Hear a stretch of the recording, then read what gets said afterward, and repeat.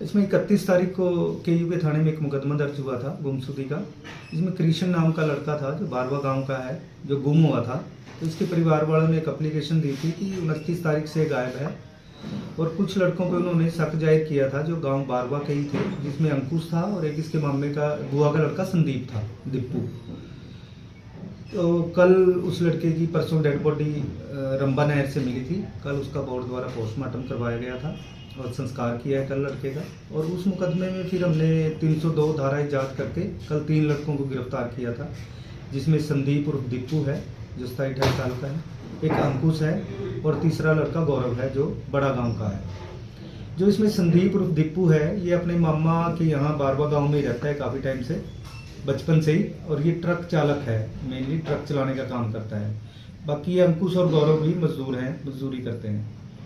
पूछताछ पे इन्होंने बताया कि जो कृष्ण है इनके परिवार में से एक लड़की से बातचीत करता था, उसकी कुछ रिकॉर्डिंग्स इसके फ़ोन में थी जो इसने किसी को दिखाई थी और वो इनके पास फिर बात आई थी।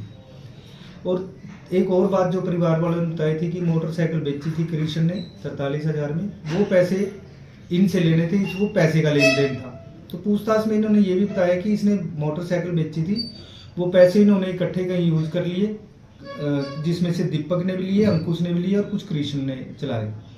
अब जो दीपू की मोटरसाइकिल थी वो कृष्ण के पास थी, वो मोटरसाइकिल भी कृष्ण दीपू इससे वापस मांग रहा था। जो ये कह रहा था कि पहले मुझे पैसे दो, मुझे मोटरसाइकिल खरीदनी है, फिर तुम्हारे दूंगा। तो ये दोनों बातों की वजह से इनका आपस में रंजिश थी। 29 तारीख को ये तीनों लड़के वैष्णो माता से आए थे, और जब ये वापिस आ रहे थे तो इन्होंने आते आते योजना बनाई कि इस लड़के को, कृष्ण को बुला के इससे पहले तो वो फ़ोन में से डिलीट करवाएंगे और फिर अपनी मोटरसाइकिल भी लेंगे। तो 29 तारीख को इन्होंने, गौरव है जो, इसने बताया कि मेरे घर गाड़ी खड़ी है, वो गाड़ी ले आते हैं, गाड़ी में बिठा के इससे बात करेंगे, क्योंकि गांव से बाहर लेके आएंगे तभी बातचीत हो पाएगी। ये तीनों पहले बड़े गांव गए, वहाँ से गाड़ी लेके आए और फिर ये गांव बारवा से इन्होंने इसको कृष्ण को बिठा लिया। तो उसके बाद ये इकट्ठे घूमते रहे, इकट्ठे दारू भी पी इन्होंने, खाना खाया तरावड़ी एक ढाबे पे। और जब ये फ़ोन इससे छीनने लगे रिकॉर्डिंग डिलीट करवाने के लिए, तो उनकी हाथापाई हुई, और उसी हाथापाई के दौरान इन्होंने इसके गले में रस्सी डाल के, वो रस्सी से गला घोट के उसकी हत्या कर दी। तो पहले जब ये 31 को मुकदमा दर्ज हुआ था, क्योंकि कई दिन डेड बॉडी नहीं मिली थी और रंबा नहर में ढूंढते रहे थे कि डेड बॉडी कहाँ फेंकी है, तो ये फाइल जो थी एसपी साहब ने CIA 2 कुरुक्षेत्र में मार्क कर दी थी।